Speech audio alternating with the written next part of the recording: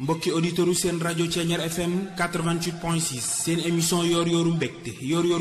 ngeen koy am altine bu nekk ak alxames li ko doori 10h jàpp 13h waaw ñetti waxtu yu mbégte la ak El Hadji Ibra Cissé Khalilullah di leen béggal ci xaside Sëñ Tuubaa Xaadim Rasuul yi wolofal yi zikrulaay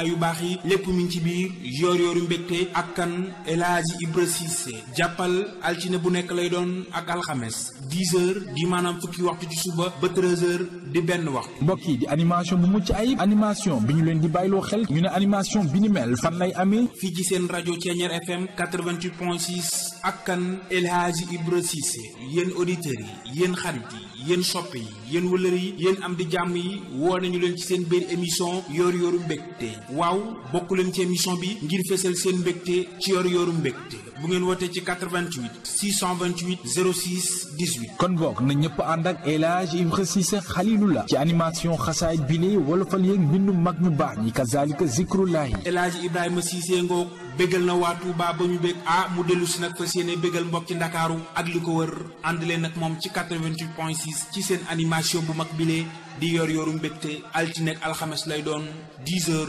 jàpp 13h. na ko ñëpp déglu.